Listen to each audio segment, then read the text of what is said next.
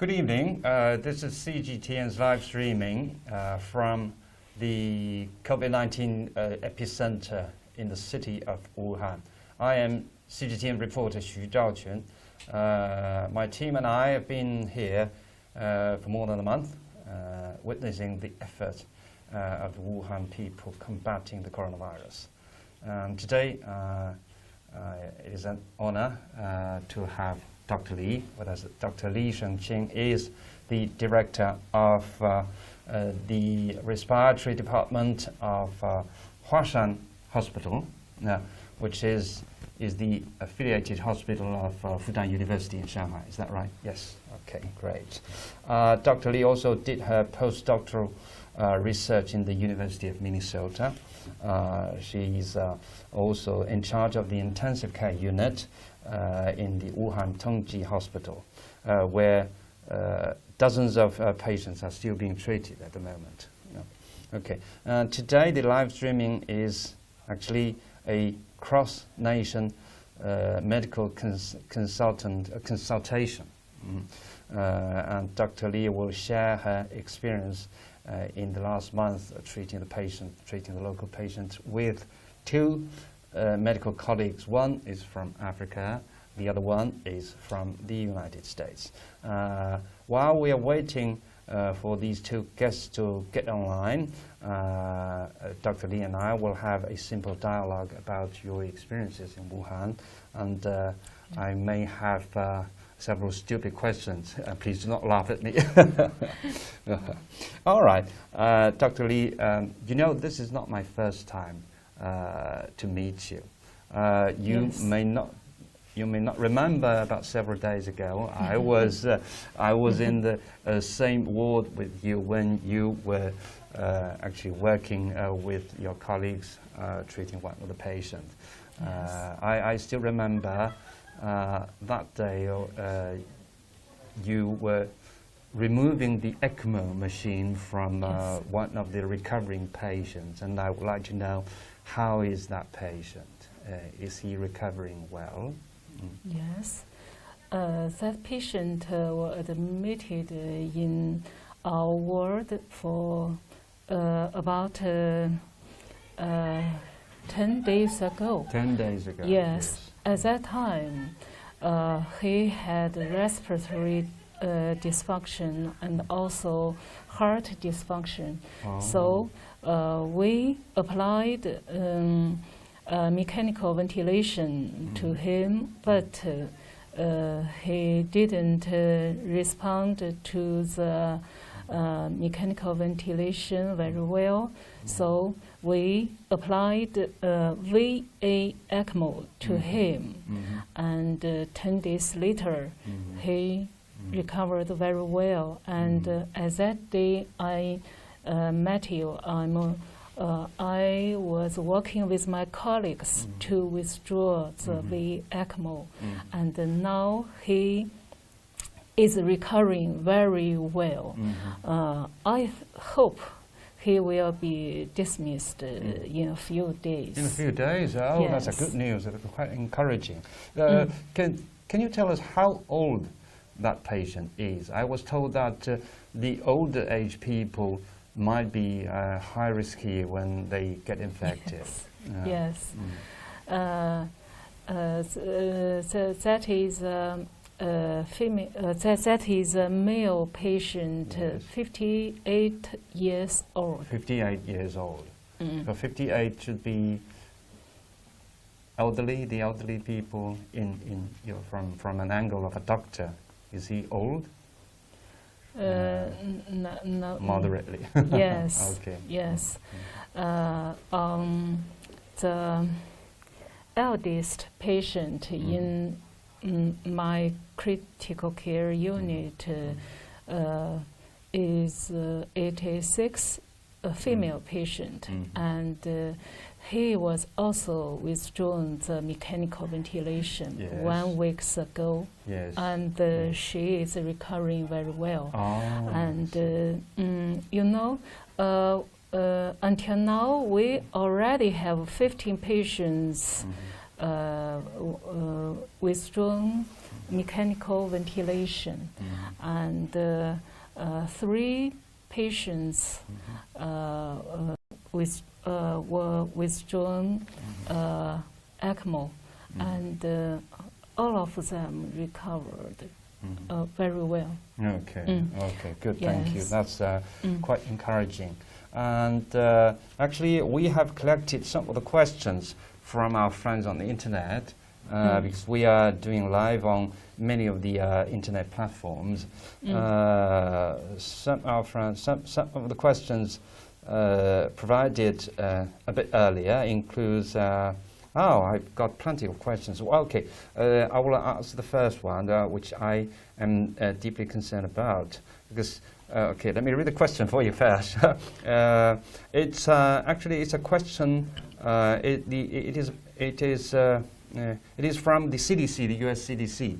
CDC does not recommend that people who are well wear a face mask to protect themselves from respiratory illnesses, including COVID-19. They said you should only wear a mask if a healthcare professional recommends it. So I think I'm quite honored because I'm with a professional. As a professional, do you recommend? Okay. One more thing I want to tell you is that this morning I was CT scanned, and I think it's quite. The doctors are very effective. They told me the result just in a couple of minutes. They said I'm okay. I was okay, and okay. That's very good news for me, for a person who has been staying in Wuhan for more than a month. So I'm fine. But as a professional, do you recommend I take off the mask or I still wear it? I cannot agree with the CDC opinion. Right. Yes, because the patient who is infected with coronavirus, but in short time he will not have any signs or symptoms of infection. So nobody knows whether he or she has got infected. Yes. So at that time, he will be.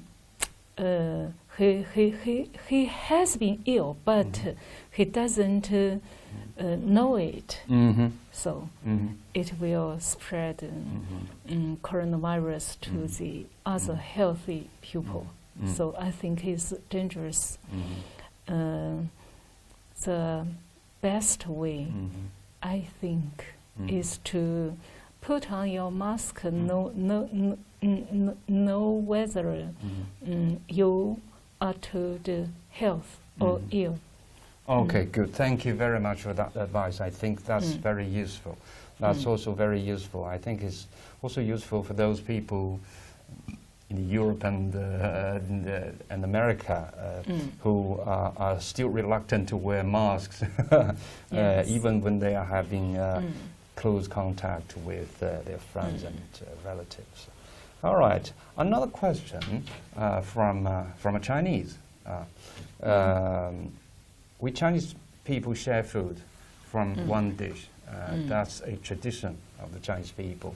But at this moment, I think some people are afraid that dining together may get infected. Yes. Is that possible to have to have meals with your friends and families? Is that a possibility of being infected? Yes, there is a possibility to be infected because when you have dinner together, you need to take off your mask. Yes. And then the particles of coronavirus can be spread across the pupil. I think it's very dangerous. And yes. Okay, so we better isolate ourselves. We better keep distance from other people. Yes. All right. When we work together, when in the hospital, when I eat, then the other people put on their mask and just wait until I'm done. So it's a good habit for us to eat alone, and other people will eat after you finish. Okay, great. Now we're having more questions from our live streaming on the Facebook. The question from Brigitta Bilansky. Where do used disposable masks go? To the same place as the rest of the garbage? Environmentalists already find them in the ocean. So that's a question about the disposable masks. So where should they go? But I don't think it's a question for the doctor working in the ICU. But I think you should know something about that. Yes, in hospital, all the masks will be disposed technically, not as a normal garbage, Euro garbage, not the Euro garbage, and it is considered the medical garbage. So it has a special procedure, and I think the masks for the people outside the hospital should be disposed in the same way. Okay, all right. Our editor is working on the computer. Maybe our guest is trying to get online.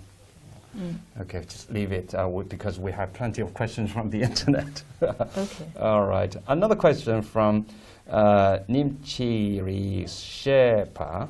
I don't know which country he or she is from, but this question is, the people of Nepal. Okay, it's from Nepal, our neighboring countries. People of Nepal are not taking seriously about COVID-19. So they may think that COVID-19 is far from them. But actually, it's not far because China is a neighbor. What do you want to suggest us? Sir, it's not sir. Actually, it's a madam. All right. Oh, we're having our guests. Oh, shall we finish that question first, and then we'll say hello. Hello. Hello. Hello. I think I'm talking to. I'm talking to Dr. Samrat Shah. Yes. Okay. Hello. My name is Xu Zhaoqun. I'm the CGTN reporter. Sitting beside me is. My name is Shenqing Li from Huashan Hospital. Okay. My name is Dr. Samrat. I'm working as a physician here. Okay. Welcome to join us. But can you give us nice meeting you? Can you give us just 2 minutes? Let us finish that question. Then we can start our dialogue. Okay. Thank you very much. All right. We continue with that question. Okay. A question from Nepal. What do you want to suggest them? Okay. I think because we are neighbors, and I think all of the people from China or Korea, those countries, when they went to their country, they should be checked for the body temperature and the history of contaction and the symptoms of cough or something like that. I think this would be safe for them. Okay, so they should take this incident more seriously. Yes. Okay. Do you suggest they wear masks? Wear masks like this?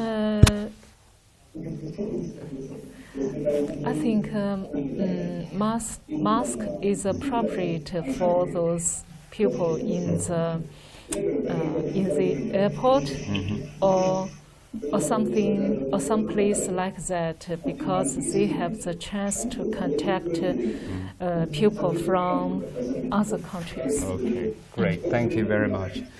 Thank you. All right, Dr. Shah. Yes. All right, I will give the floor to you and Dr. Lee. So now, please raise your questions. Hello. Yes.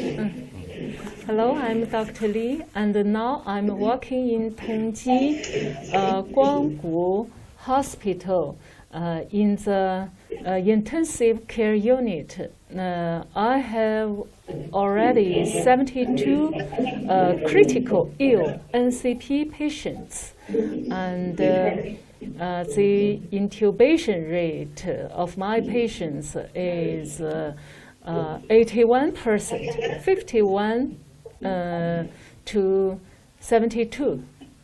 So, and we have already 3 patients for ECMO, and they were withdrawn safely.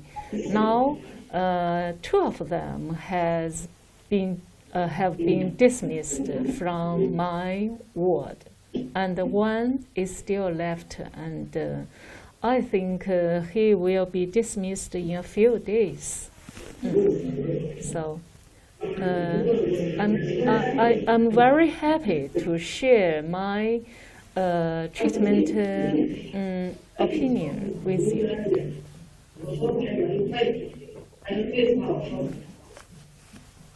Can you hear me? Dr. Shah, are you with us?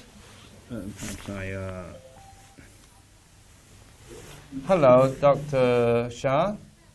Hello. Yes, I can hear you. Oh, Yes, okay. I can hear you now. Okay. Yeah. Just now, Dr. Lee has talked about her experiences in Wuhan, and perhaps you were not with her. But anyway, please raise your questions if you have any. Have you got any coronavirus disease 2019? No, not yet. No, not yet.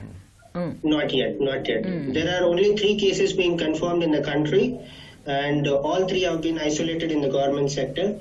So as of now, no exposure to coronavirus. That's good. Yes.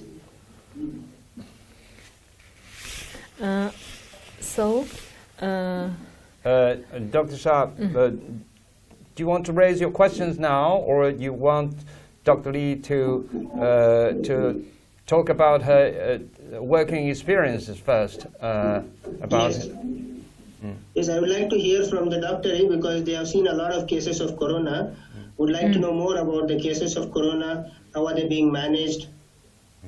In the intensive care unit which I work, most of our patients need intubation for mechanical ventilation. Yes. Hello? And can you hear me? Hello?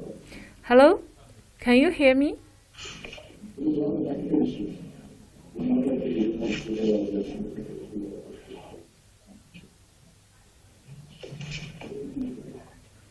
Hello, Dr. Shah? Oh, no. All right. Dr. Shah is temporarily off the line, but it doesn't matter. I think our editor will try again to try to connect him. He's coming back. connected again. Yes. All right. Yes. Nice to see you again. Yes, dear. Tell me.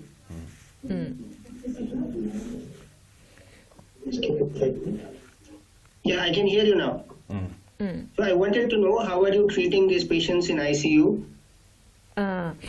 We already have 72 critical ill patients, and the intubation rate is 81%, and we have 15 patients withdrawn the mechanical ventilation, and three patients. Okay.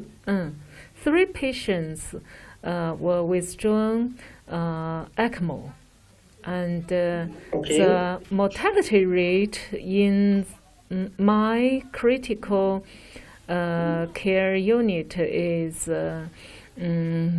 almost 64%.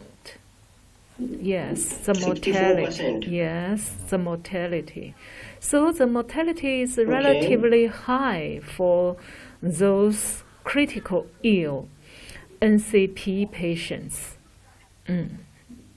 Okay. And any particular age group for these patients who are going for critical illness? Sorry? Any particular age group which is being found that the virus is more deadly into these kind of patients, the mortality rate is high in this particular age group? Age group, yes.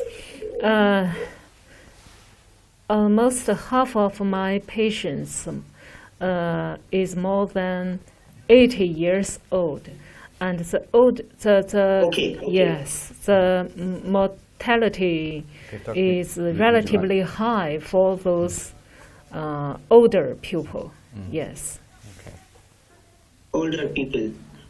Okay. What is the role of favilavir in coronavirus treatment? Sorry, what? Sorry, can I you? read an article which says that coronavirus, to fight with coronavirus, the Chinese government has approved favilavir as a drug of choice. Is it true? What? Can you speak a bit slowly, please? Okay, sorry. Sorry. I read an article from China Daily which states that favilavir is being approved by the Chinese government to treat patients with corona. Is that true? And if it is true, how much better results have you seen in these patients? What's the drug name? Favilavir.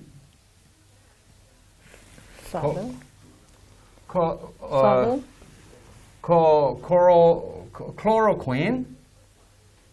Is that chloroquine? No, not chloroquine. Not chloroquine.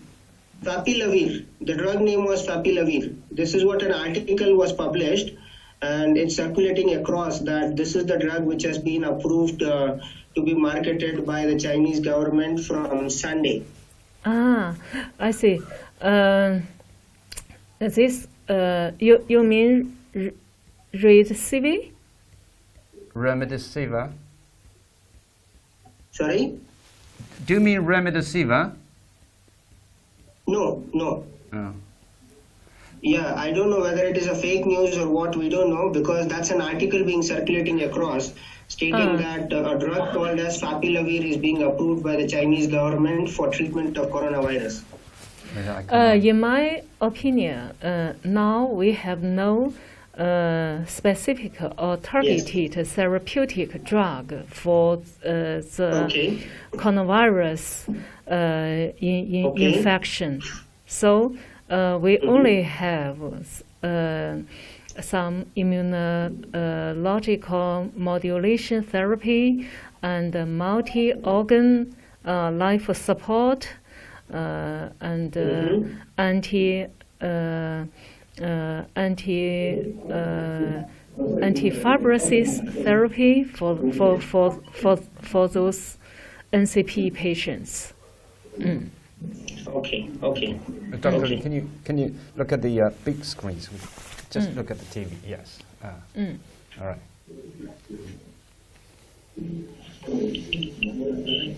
Any role of antiretroviral therapy in this?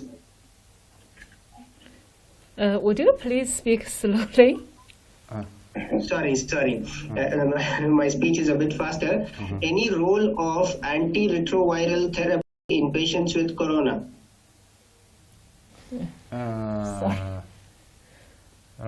Sorry. Yes, but I beg your pardon again. For example, Kalitra. Can you hear me? Yes. Yes.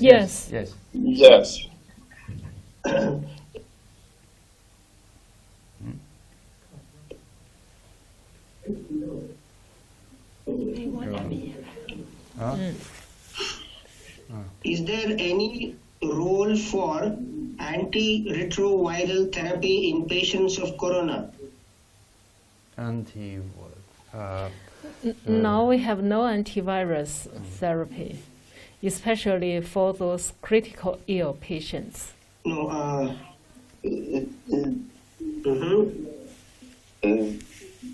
Sorry, this no is role of HIV therapy in patients. HIV? You mean those HIV drugs There for? was- yes. Yes.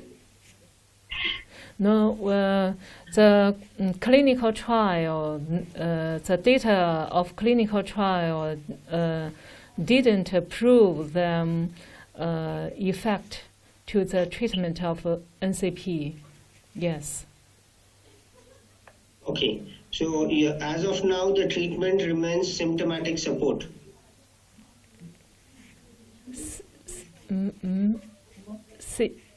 You mean the treatment method, treatment regimen? Yeah. As of now, the treatment measures are only supportive care. Yes, supportive. Yes. Supportive care. Okay. Yes. Okay. Okay. Okay. All right, Dr. Shah, let me have a question for you, please. Yes. Okay.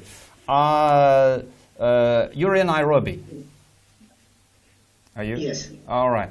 Well, just you told us that in your hospital there is no COVID-19 patient. Not yet, huh? Yes. All right. Yes. But according to the media report, there have been already 3 COVID-19 patients identified in Nairobi.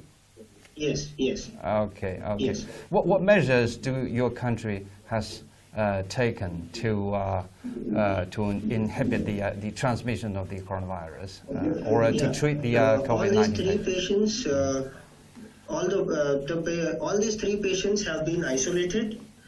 They have been separately kept in COVID-19 wards. Apart from that, the government of Kenya yesterday ordered for lockdown. All the schools, universities, colleges have been shut down. All the airport authorities have been notified. Even the airways, roadways, and waterways have been blocked to not allow any tourists inside the country. There are so many county governments working on having hospitals at the peripheral levels as well, and trying to have testing kits available in all the centers so that even the peripheral areas can be found, can do the testing and found out the cases. There has been an emergency team being set by the government, which is assisting us all the time to find out if there is any case being found positive. There is a helpline number being given by the government. If there is any suspected case, we call them. They are coming with the team. They are taking the samples. They are testing the samples. And if anyone found positive, they are being isolated. Even the contact tracing is being done. All those 3 patients who've met in contact with around 60 people have been isolated.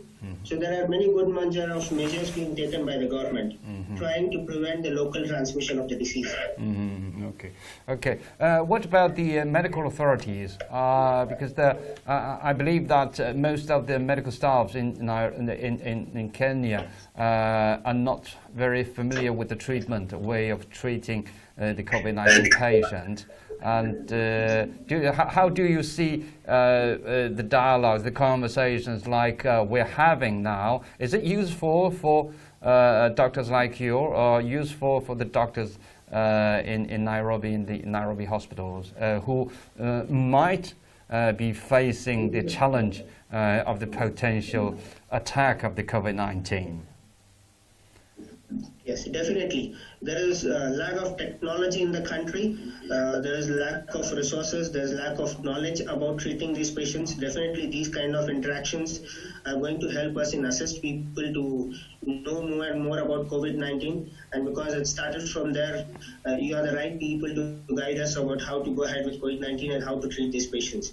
But definitely, we are conducting so many TV shows like this. We are conducting many awareness programs between the people. We are trying to have telecommunication and avoiding mass gatherings. by telecommunications, we're trying to teach people what is to be done for COVID-19, what measures to take, trying to train people also by having displays of banners and flyers and TV displays about preventive measures for corona. So trying all the ways possible to control the local spread of the disease, and even helping the doctors and other hospitals to get trained to how to manage COVID-19. Okay, good. Thank you very much, Dr. Shah. I think the other guest from the United States is waiting online. Is that? Okay, I will give you 1 second to check with my editor, Zidi. Is Dr. Daniel Lucy online now? Yeah. Okay, all right. Just try to switch him in. Before that, Dr. Lee, I have another question from the internet for you. All right. This people is listening. This question is from also from the same person, Belansky. Are people who smoke cigarettes more at risk or less at risk? I'm a non-smoker, as coronavirus affects the lungs, the respiratory system.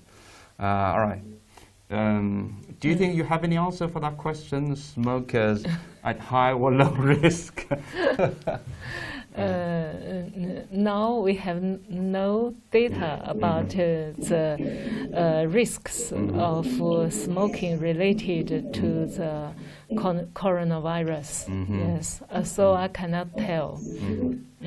But I believe that as a doctor working in the respiratory department, you don't suggest people to smoke. Yes, I don't suggest. Only I can tell these people is that I have a heavy smoking patient who is diagnosed COPD, chronic obstructive pulmonary disease, and he is very ill in my ward, and now he's still on the mechanical ventilation, and I'm not sure he will survive this. So. Hello, it's Dr. Lucy. Can you hear me? Yes. Hello. Hello, is that Dr. Lucy? Yes. Hi. I'm so sorry. I'm finally able to connect. Can you see me or just hear me? Oh yes. Just hear you. Okay. I cannot see you. We I've been cannot listening see to you for a few minutes, but I couldn't get through by voice. And now you can hear my voice, but you can't see me. Yes. I said the access is okay for my Zoom for camera, but it sounds like it's not giving you access. Okay. But at least you can hear me. I'm very old, so you don't really need to see me. I'm very old and I'm not very handsome, so maybe your voice is okay? Oh, yes, definitely okay, Dr. Lucy. Welcome to CGTN live streaming about the combat against coronavirus. Actually, I'm Xu Daojun. I'm the reporter of CGTN. I'm actually hosting this small dialogue among 3 guests. One is Dr. Li Shengqing, the director of the respiratory department of Huashan Hospital in Shanghai. The other guest, Dr. Shah, is from a hospital in Nairobi. Actually, he has raised a few questions for Dr. Li. Dr. Shah, you are mostly welcome to stay with us. But from now on, I will give the floor to Dr. Lucy and ask him to raise a question. Okay? Oh yes, I can see Dr. Shah. Hi, Dr. Shah in Nairobi. I don't want to interrupt anything, though. Please, you can finish the conversation. No, it doesn't matter, Dr. Lucy. It's your time. Okay. Well, go ahead. First of all, and Dr. Li she's from Shanghai or Beijing or Wuhan or where? Shanghai? I'm from Shanghai Huashan Hospital, affiliated to Fudan University. And, yes, I know very well. I was just there in Shanghai in February, around February 18th. But and I've been in Fudan University before a long time ago, and anyway, I was trying to talk with some doctors, but now I wasn't successful. But now I'm glad we're able to talk. And also, Dr. Shah, very nice to talk with you in Nairobi. Nice to talking to you, sir. So the conversation earlier, I think, Dr. Shah, you were asking about antiretroviral or HIV medicine. So you meant, for example, Kaletra. Is that right? Yes. Okay. But it sounds like Dr. Lee was saying that there's really been no medicines approved for therapy so far in China or anywhere else, to my knowledge. You know, in the United States, the first patient back in January in Washington State near Seattle received remdesivir, intravenous medicine, which I know some big studies have been going on in China, in Wuhan, and I think elsewhere. I'm not sure, maybe Shenzhen, maybe Shanghai, with remdesivir. So I think the whole world is waiting to hear the results of the randomized controlled trials in China, not only remdesivir, but I think there's trials with a lot of Western medicines and also traditional Chinese medicines. I think even Kaletra and ribavir and interferon, many, many things. So I think the whole world is waiting to hear the results from China. I hope they'll be at the end of this month, March, but I think for sure April. Is that right, Dr. Lee? Yes. Good. Sorry, what's your question?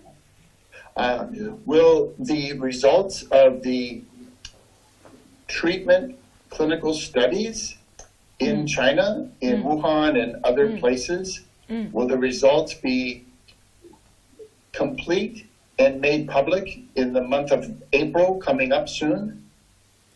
No, I'm not sure. Okay. The results of the clinical trial for Readville.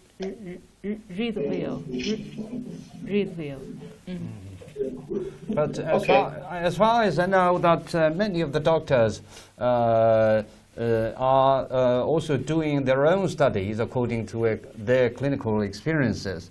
Some of them have already contributed their ideas to the international medical communities and sharing their experiences with the international colleagues, like Dr. Lee is doing now.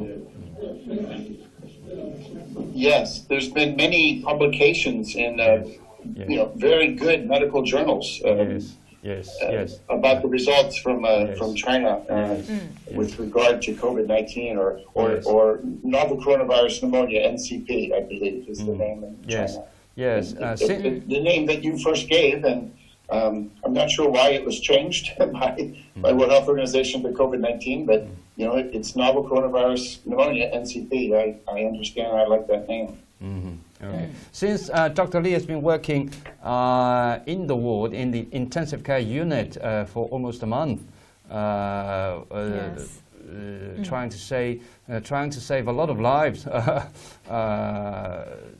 in the ward who are in critical conditions, critical situations. So she has got a lot of experiences combating this brand new coronavirus. Because we have little experiences. Even the medical authorities, the medical staffs don't have plenty of experiences how to treat such kind of patient. So, Dr. Lucy, if you have any questions about Dr. Lee's clinical experiences, how they treat their patient, just go ahead. Just please ask. Yes. Thank you very much. Thank you, Dr. Lee, for sharing your experiences on this CGTN webinar. It's very, very valuable to share your experiences with Dr. Shah and myself and other people around the world. So I really have two main questions for you, if it's okay, Dr. Lee. The first one is about anything that you have been able to do to prevent people from requiring intubation, being on a ventilator. For example, the antibody to the interleukin-6 receptor, I think it's called tocilizumab. I've read it on the the National Health Commission website, that there have been studies going on, and also that on March 3rd, the 7th version of the National Health Commission guidelines for NCP, for diagnosis and treatment, it said that if the patient is severe or critical, that you can give them this antibody against the interleukin-6 receptor. Are you doing that in Shanghai, in your hospital? You mean the antibodies derived from those recovery NCP patients? No, I mean the monoclonal antibody that it's called tocilizumab. It's against the interleukin-6 or IL-6 receptor, and it's made by a company called... I see. Okay. I see. IL-6 receptor antibody, monoclonal antibody. Yes, I have one patient in my ICU ward who used this Tuozhu monoclonal antibody, but the effect is not so well. The patient died. So, in my opinion, this coronavirus infection usually causes the inflammatory storm, and this inflammation will cause damage of alveolar and the other organs, for example, heart and kidney, and this inflammation storm can only be inhibited by the steroids, for example, glucocorticoids. And we usually treat these critical ill patients with the combination of glucocorticoids and intravenous immunoglobulin. And because all the people in the ICU is critical ill patients, so they need multi-organs life support. For example, mechanical ventilation, and the intubation rate in my ward is almost 81%.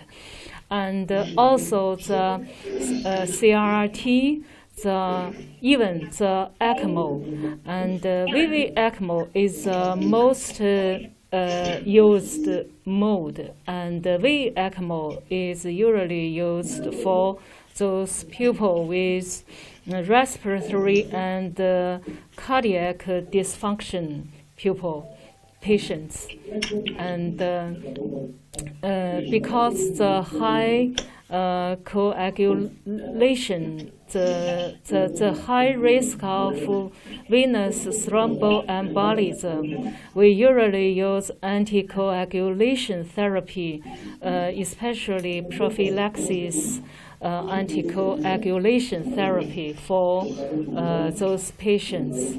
And because of the infiltration of lung tissue and also the damage to the heart, so we usually use volume limitation method to diminish the infiltration, the lung infiltration, and the preload of heart. And for those people, recovery from the coronavirus infection, almost 1/3 of those patients have pulmonary fibrosis. So we usually use anti-fibrosis regimen for the treatment of those people.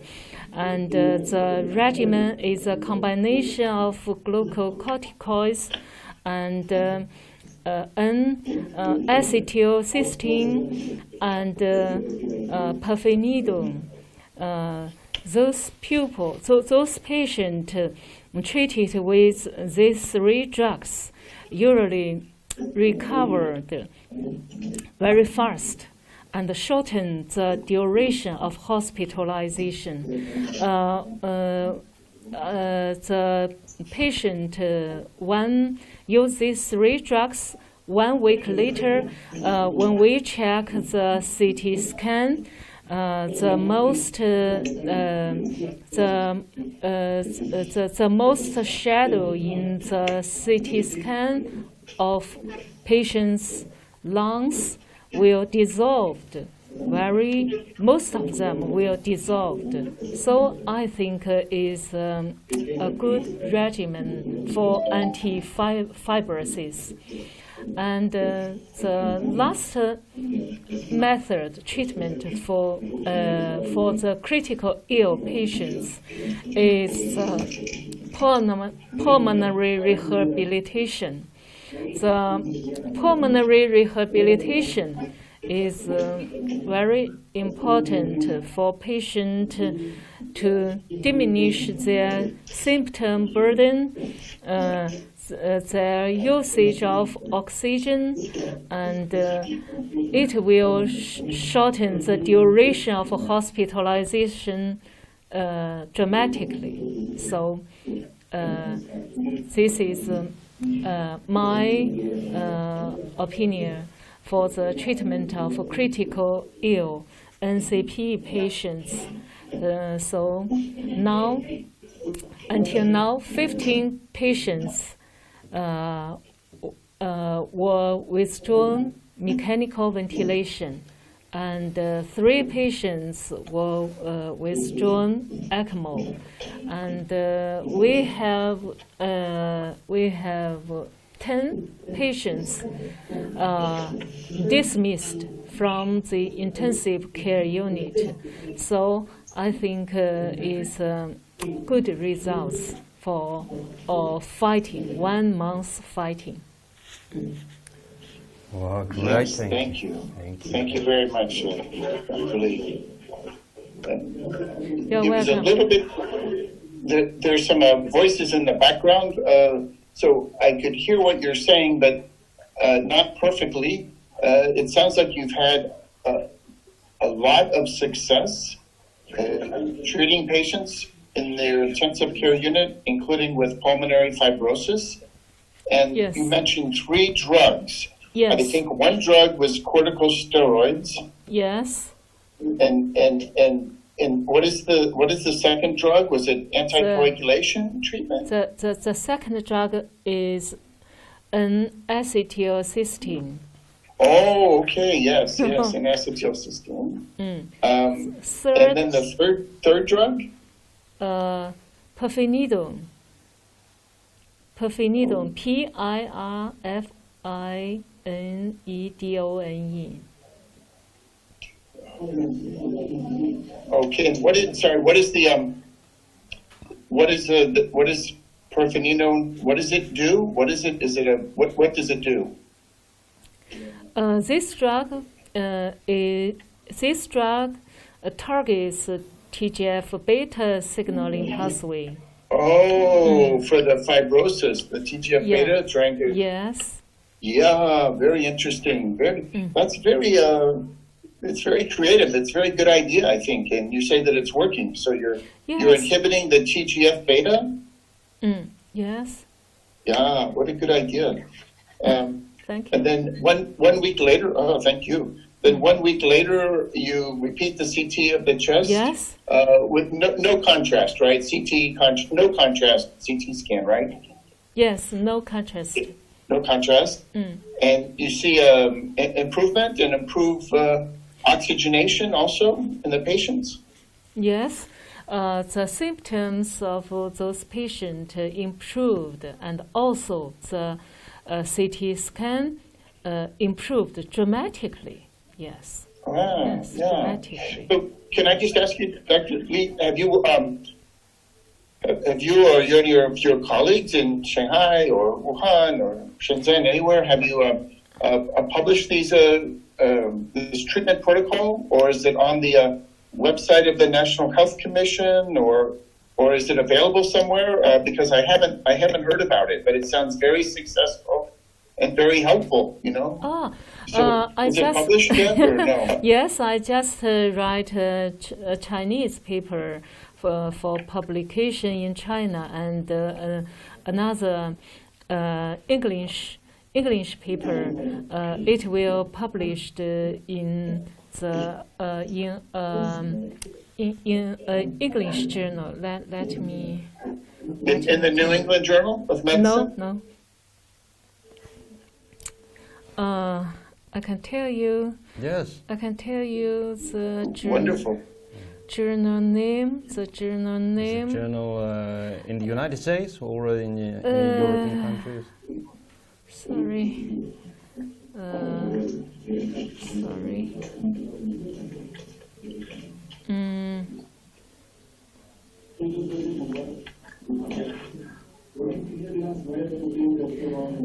The journal name is Emerging Microbes and Infections. Microbe and infection.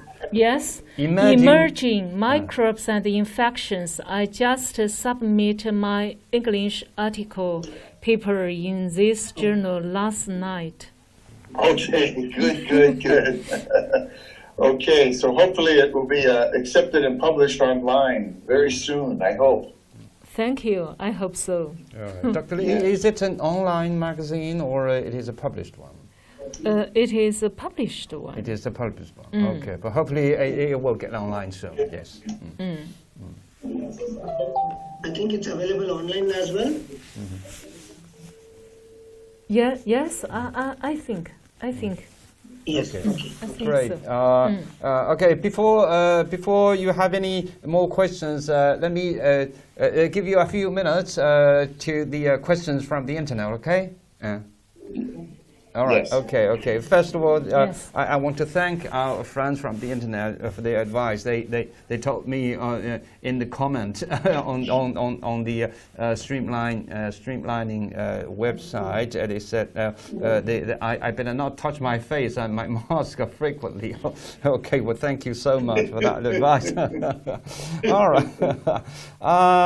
Okay. We have a lot more questions from YouTube. From YouTube and Twitter. It was how cure this virus, because we know that you have recovered now. All right.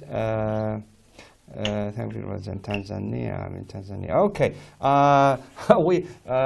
Dr. Shah, we have a lot of questions from African countries, because I think it's mainly because you are here with us. Another fact from, actually, I think it's from Tanzania, Mr. Mwesiga. Okay, his question is, Dr. Lee, thank you for your experience. I'm a Tanzanian currently studying here in China. Oh, he's in China. Okay, he just wants to know your advice. Advice for the countries with the newly reported cases, like their country. Actually, this is quite the same with Kenya. Is that right? So, okay, Dr. Lee, just let us know what kind of preparations the people should do if they just start their campaign, their combat against the coronavirus. If they have only a few patients and they don't have plenty of experiences of how to do the treatment, what kind of preparation do you think they should do for the medical authorities, for the hospitals and the doctors and nurses? Yes, I think the newly found patient should be collected in hospital as soon as possible, and also all the people connected with those patients should be checked and isolated also. Okay, so your advice is a bit different from what the British people or British government is doing at the now, because they said it's not necessary to test everybody, to test every patient. If you feel ill, but you have a very light syndrome, which is not very serious, you better stay at home and do not need any test. Do you agree with that? Do you think every patient should be tested? In my opinion, I think every patient should be tested because I have been fighting in the ICU ward for 1 month, and as I know, the progression of NCP patients, especially those critical ill patients, progressed rapidly, and the mortality is very high. In my ICU, the mortality is more than 60%. So you can see 60% people will die in 1 week. And I think this is a very bad thing. This is very bad. This is very bad. Yes. Yeah. So I need. I think government should take some measures to prevent yes, those yes. patients of light symptoms from yes. becoming yes. serious. Yes. Okay. All right, Dr. Lucy, do you have any more questions for Dr. Lee? Well, yes, just briefly, the paper in the Chinese medical journal about the treatment, is it already published? Is it available? If I could, translate it, or is it published in the Chinese journal that you mentioned already, or not yet? You mean my Chinese paper? Yes, Dr. D, yes. My Chinese paper will be submitted tonight after this. Yes, after talk. this live stream, yes. Okay, wonderful, thank you. Are other hospitals in China, Shanghai or Wuhan, Beijing, have they also tried this 3-drug treatment regimen that you've had success with, including inhibitor of the TGF-beta? I'm not. I don't think so, because we have 7th edition of guidelines for the treatment of coronavirus infection. I didn't see the recommendation of these 3-drug regimens. But according my clinical practice, I found the fibrosis for those recovering patients. So I use this 3-drug for the treatment, and I found the results is very good. My patient recovery quickly, very quickly. So yes, it's very good news. Did you say that you've treated 10 patients, or how many patients have you treated with the 3-drug regimen? How many patients? 12 patients. 12. Okay. 12 patients. Okay. Okay, good. Well, thank you very much, Dr. Lucy. We don't have much time, and I would like to leave the rest time for Dr. Shah. This is the last question from Dr. Shah. Okay, is that good for you, Dr. Shah? Do you have just one more question?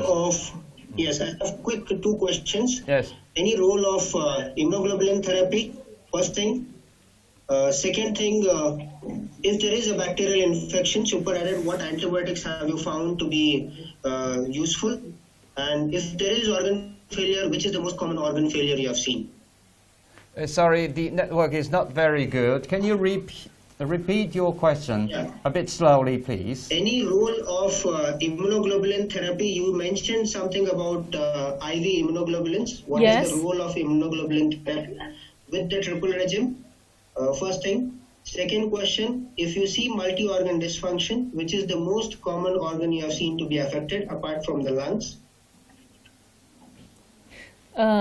Okay, first question. Yes, I can only get your first question. Right. Intravenous immunoglobulin therapy.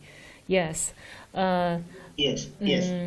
As you know, the immunoglobulin therapy is not used alone. It is combined with glucocorticoids for the treatment of NCP patients, because those immunoglobulins can be used to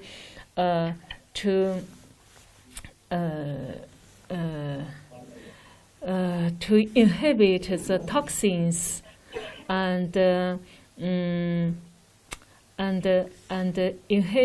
inhibit the spread of coronavirus and inhibit those inflammation damage of all the organs, including lungs.